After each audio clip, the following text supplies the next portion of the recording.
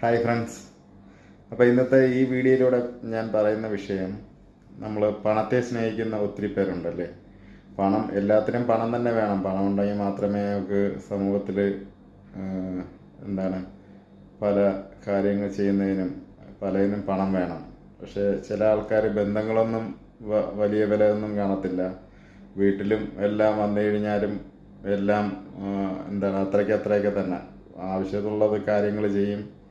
പിന്നെ വൈഫിനോട് ഒരു അറ്റാച്ച്മെൻറ്റ് കാണത്തില്ല, മക്കളോട് അത്ര തന്നെ അവരുടെ കാര്യങ്ങളെല്ലാം ചെയ്യും. പക്ഷേ കൂടുതലും പണത്തോടായിരിക്കും അവർക്ക് അത്യാഗ്രഹം.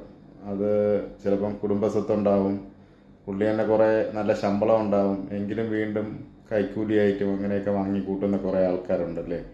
ഇതെല്ലാം തെറ്റുകൾ ചെയ്തിട്ട് നിങ്ങൾ പലതും വാർത്തയിലൂടെയൊക്കെ എപ്പോഴും നമ്മൾ കാണുന്നത്. പണ്ടൊക്കെ നമുക്കൊരധികാരം ഉണ്ടായിരുന്നപ്പം ചെയ്യുന്നതും കുറേ ദൂത്ത് എല്ലാം ചെയ്ത് പലയിടത്തുനിന്നും വാരിക്കൂട്ടി മോഷ്ടിച്ചും കട്ടുമൊക്കെ ഇങ്ങനെ കൂട്ടി വയ്ക്കും. പക്ഷെ അത് നമുക്ക് അനുഭവിക്കേണ്ട ഒരു സമയം കിട്ടത്തില്ല. അതിന് മുന്നേ അത് വിജിലൻസോ മറ്റുള്ളവരോ അതൊന്നിട്ട് പിടിക്കപ്പെടും. ഇല്ലെങ്കിൽ വേറെ അസുഖം വന്നെല്ലാം നരയിച്ച് നമുക്ക് അവസാനം അല്ലേ, അങ്ങനെയൊക്കെ ആയിരിക്കും അവസാനം. അപ്പോൾ ഇത് പറയാൻ കാരണം ഞാൻ കണ്ട ഒരു വാർത്തയാണ് കേട്ടോ. ഒഡീഷയിലാണ് ഒരു സർക്കാർ ഉദ്യോഗസ്ഥൻ, കൽക്കരി റിലേറ്റഡ് ആയിട്ടുള്ള ഒരു സർക്കാർ ഓഫീസിലുള്ള ഒരു ഉദ്യോഗസ്ഥനാണ് കേട്ടോ.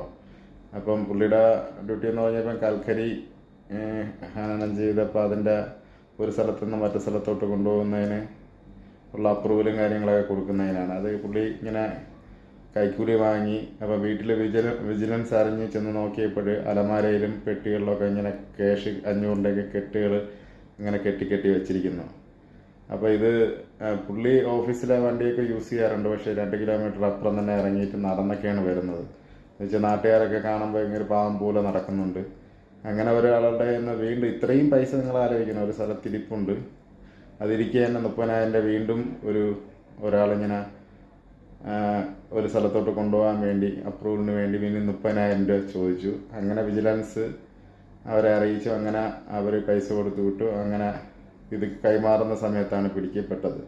ആലോചിച്ച് നോക്കൂ, അത്രയും കാലം കഷ്ടപ്പെട്ടു എല്ലാം ഇത് ഓരോന്നിന് കൈക്കൂലിയെ വാങ്ങിയിട്ട് അതെല്ലാം കൊണ്ട് ഓരോ സ്ഥലത്ത് അട്ടിക്കണക്കിന് 4,27,00,000 രൂപ എന്തോ ഉണ്ടായിരുന്നു.